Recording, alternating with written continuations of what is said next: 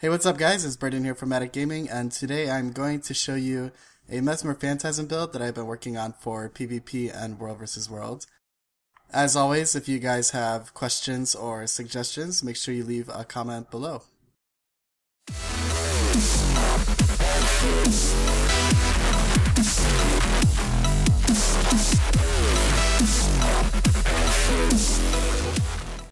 Okay guys, so what I want to do is I want to do a quick overview of the build and just go over some positives and negatives and give you a sense of what the build can accomplish.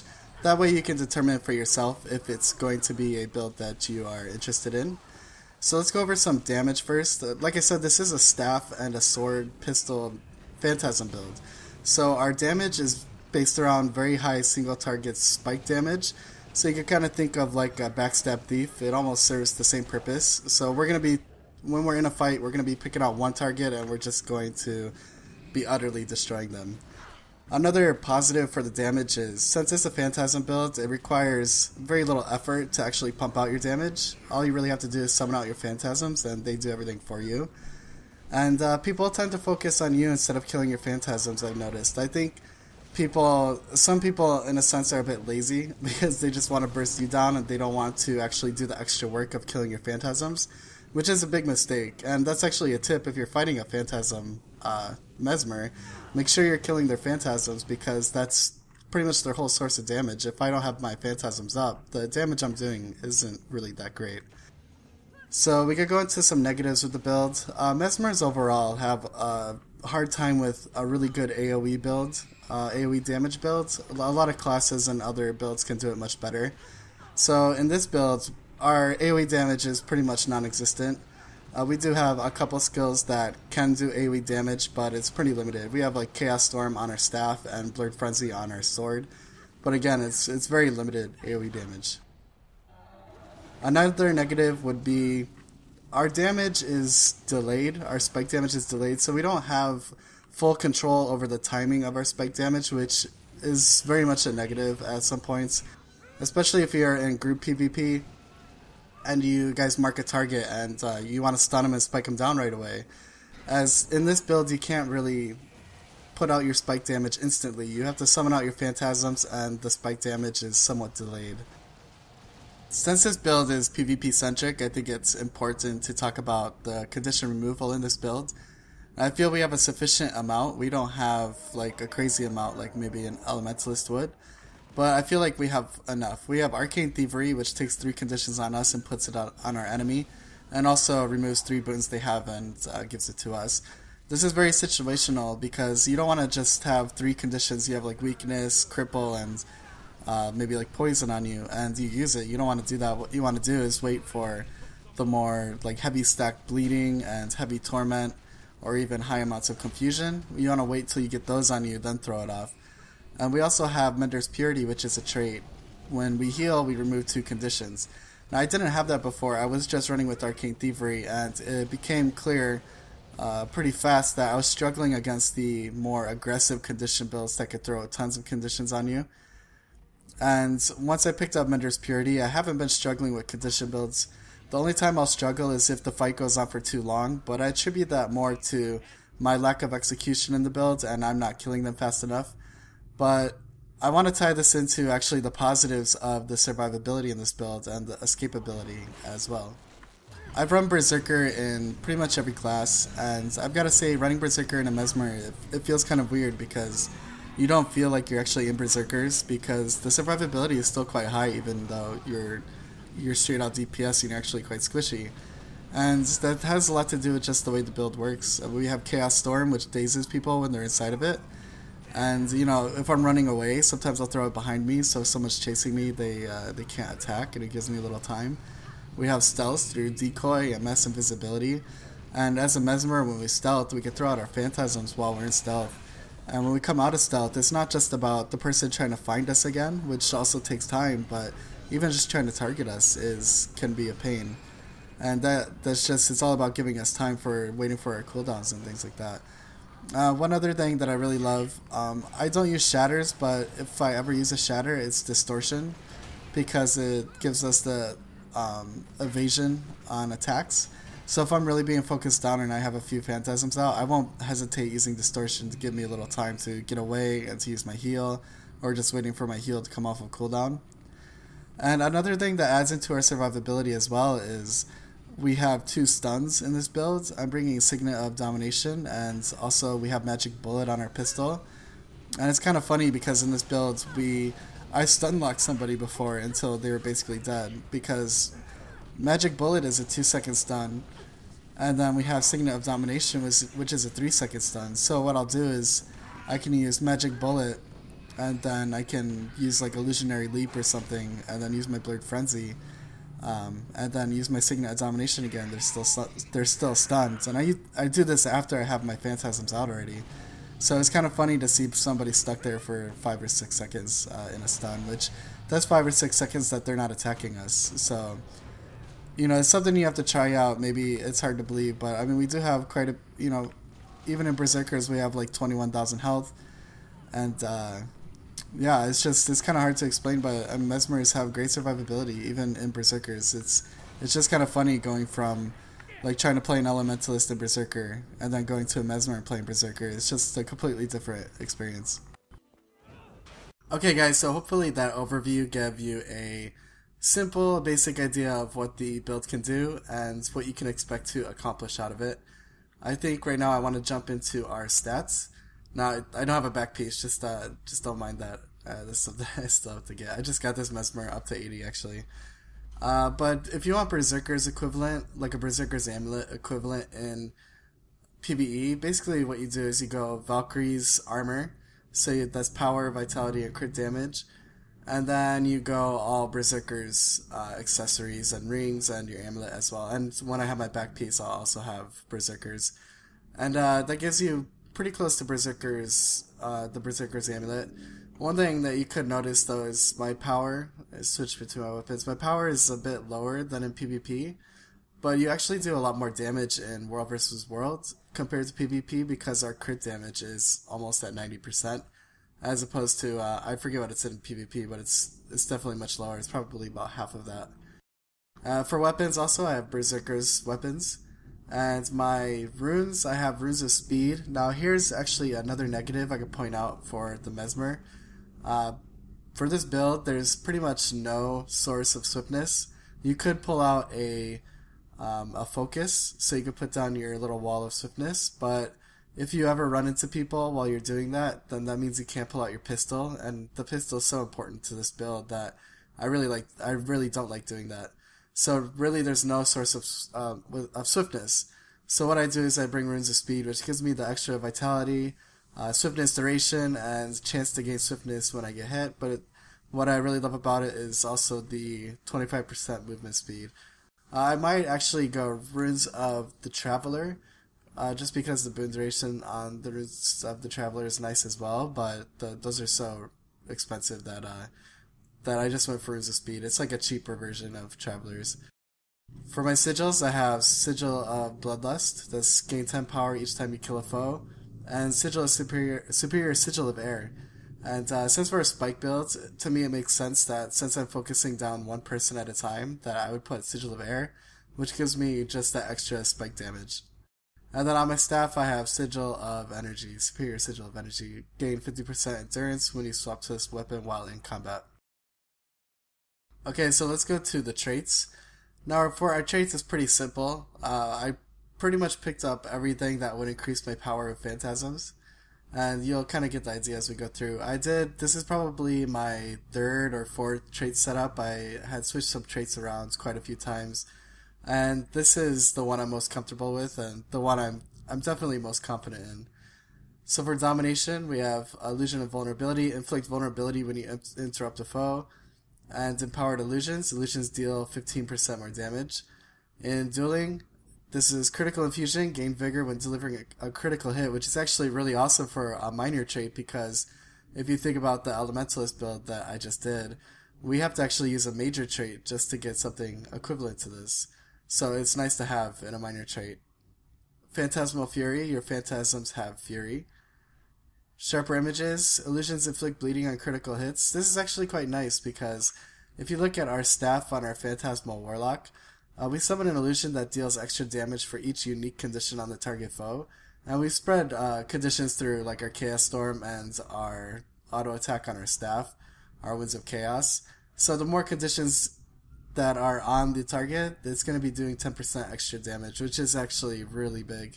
When you look at the damage, it says 411, but don't be fooled by that. The Phantasmal Warlock in World vs. World, I easily hit people for 6,000 with my Phantasmal Warlock.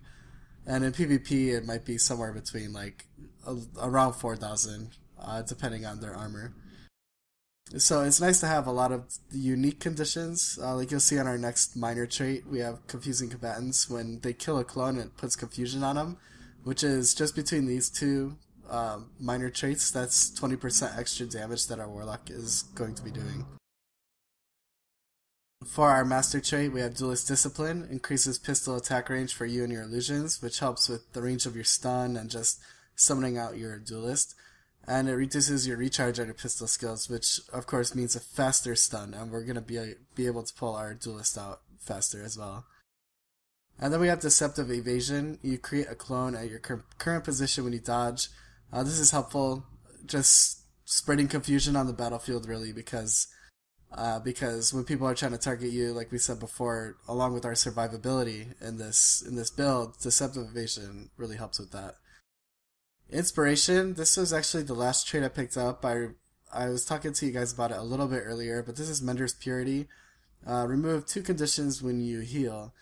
I picked this up because when I was PvPing a lot, I just started, it became clear that my condition removal wasn't good enough, because I could use Arcane Thievery and remove 3 conditions on me, but I might have like a poison, or I might have just like a bleed on me, and I can't get rid of it, and I'll just run around and then just end up dying because I have absolutely no way to remove that. Even if I healed, it wouldn't get rid of the condition, and I would just end up dying.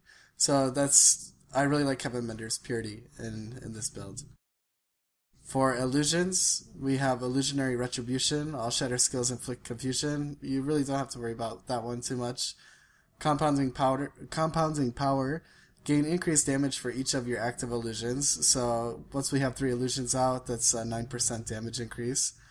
And the master trait in illusions, which I think is just a ridiculously, I don't want to say OP, but it's ridiculously strong to the damage of Phantasm builds. You get Illusionist Celerity, reduces recharge on illusion summoning skills by 20%. So that means we're going to be able to summon out our Phantasms even faster.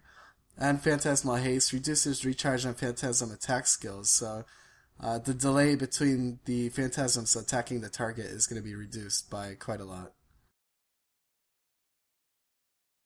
Okay, so now we're out in PvP because I want to show you it's pretty much the same setup. The traits are exactly the same. Our sigils, actually, I have an important point about the sigils. They are the same except for, instead of Bloodlust, I'm using Sigil of Superior Force, and there's a point to be made here. The difference between bringing Superior Force and bringing Bloodlust is, early game in a tournament or PvP, you will get a much bigger advantage with Force. So we'll just look at it, 5% damage. 5% of 3,000 is, 150. So without doing anything, we're getting 150 extra power or 150 extra attack damage from Force. Now, with Bloodlust, we could get 250, but it takes a lot longer to get up to that. So Bloodlust is a much better sigil towards endgame, and this, actually, it only matters if your team is winning by a bit. You have to be killing people, you can't be dying. So even if you are winning, would you really want Bloodlust at that point, because your teams should already be winning at that point? But I love Force because it gives me the early game advantage over people if they are bringing Bloodlust, and hopefully I could keep their Bloodlust stacks down as well. Then again, Berserker's Amulet and Berserker's Jewel, and my runes as well, Rune of Speed in PvP. That helps you get from point to point because, again, we do not have a source of swiftness, so it helps to have that extra movement speed. But the real reason I brought you out here is because I want to show you a basic rotation that I do. This is pretty much just how I start, and just kind of want to show you. I tend to run around in my staff as opposed to my sword pistol. And I like to open up by summoning out my Warlock and throwing my Chaos Field down. And already that sends out a good chunk of damage.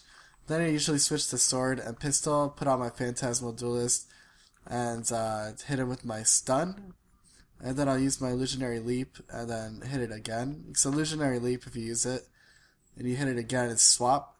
So I swap places with that clone, and I also immobilize the target. And I immobilize it for long enough to where I can use my Blurred Frenzy right after, and they'll hopefully eat most of that damage. So let me kill this guy off, and let's do a full speed one like I usually do, because the golem actually died before I got through it. But again, what I like to do is run in staff, summon out my Warlock, throw down my Chaos Storm because that's going to daze them. And remember, when you're fighting somebody, a lot of the damage most of the time comes right at the beginning. So it's nice throwing that Chaos Storm down. You're not negating the damage, but you're delaying it. So you could get your phantasms out before they start bursting you down or doing what they want to do. So again, Warlock, and then I'll throw my Chaos Storm down. I'll switch to Sword Pistol. I'll bring out my Duelist as well. So then I'll have my Warlock and Duelist out. And then I usually end up throwing out my Magic Bullet. And then I'll use my Illusionary Leap and then use the swap to immobilize, so then I can do my Blurred Frenzy, and hopefully he'll take most of that damage. Alright, here we go.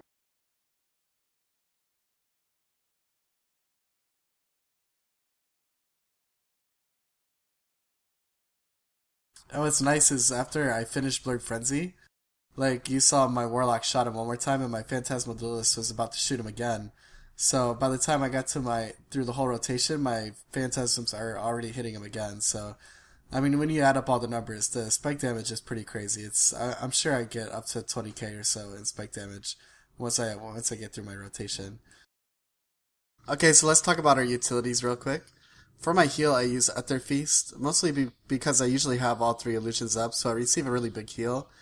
I had been suggested to use the Mantra, because it has a lower cooldown and I can use it twice, so I actually get a lot more condition removal. But honestly, I hate fiddling around with the Mantra, and it's just something I don't like. I really like the Ether Feast more. But if you look at it, you would think that Mantra is better, but honestly, for me, I just don't like it. You could give it a shot and let me know how it goes, but it's something that I just prefer Ether Feast over Mantra. I have Decoy, which is a stun breaker, which is really good, especially against thieves, because usually they'll use their Basilisk Venom, and since you can break out of that with stun breakers now, they'll teleport to you and stun you with the Basilisk Venom, and you can just break out of it with Decoy and summon out your Phantasms, which is nice. I also like to, sometimes when a thief stealths, I wait a second or two, and then I'll pop into Decoy, and then I'll go into stealth and he'll come back out, which gives me the advantage, so then I can put out my Phantasms, and it just gives me a little advantage at the beginning of the fight. Arcane Thievery, we talked about. Send 3 conditions you have to your foe and steal 3 of their boons. Now you can use this depending on if you're fighting a heavy condition build, or if you're fighting a power build that's using a decent amount of boons. You could use it for boon stripping or condition cleansing. It just really depends on who you're fighting. So on World vs. World, I have so much fun with this ability, because people like to bring tons of stability, and then as soon as they put it all on, I just steal it. And especially like Elementalist Armor of Earth, when they put the Armor of Earth on, they put on a ton of protection and stability, and I could just nab it, and I'm basically negating that utility, which is on like a 90-second cooldown. Signet of Domination, improved condition damage, and stun your foe on the active. Now, the improved condition damage is okay, it just ups our damage a little bit, but the stun is what I'm really after. And it is a 3-second stun, and the range is pretty nice as well. So between Signet of Domination and Magic Bullet, that's 5 seconds of stun already. Not to mention when we use Swap and we immobilize, that's another 2.25 seconds. It's not a stun, but it's still some CC. So you can have a lot of fun in PvP with stun locking people, because you get 5 seconds of stun, and usually by the time the stuns run out, they're already dead. As I'm bringing Mass Invisibility, it really helps for my survivability, and just is useful in some situations. But these are things you could change. Like the Mesmer has such good utilities and elites that honestly, while you're playing, you could change these out for things you need. Like Time Warp. Time Warp's really good in World versus World with the golems on the door, and you want to throw Time Warp down so they can burn through the door faster. And sometimes with your utilities, you're gonna want like Portal because you want to portal your golems, or just you want to portal your teammates. So there's quite a bit of it's kind of open-ended with the traits, but this is the best setup that I use. But sometimes I'll swap out a trait or I'll swap out a utility, because just that situation calls for a different utility. Mesmers, I feel, in the game have the best utilities because they're actually utilities. You're not trying to complete a build with the utilities. Your build is your weapons, and then your utilities are actually utilities, where a lot of, not a lot, but some of the other classes have too much of their build tied into the utilities rather than just being actual utilities. So Mesmer definitely has some of the best utilities. Okay guys, this has been a Phantasm Mesmer build. Thank you for watching. And if you have any questions or suggestions, make sure you leave them below in the comments and we'll talk about them. I try to get back to everybody that leaves me a comment, so if you have a question, make sure you leave it below. And if you enjoyed the video, please subscribe, favorite, and like. Thanks guys. Oh, one more thing. I am going to be putting out gameplay videos of this build after I release this build video of PvP tourneys and just random nights in World vs. World. And I want to do some commentary over the videos so I can give you guys an idea of what I'm doing and why I'm doing it, and hopefully give you some more insight into the build and a little more understanding. Thanks again guys.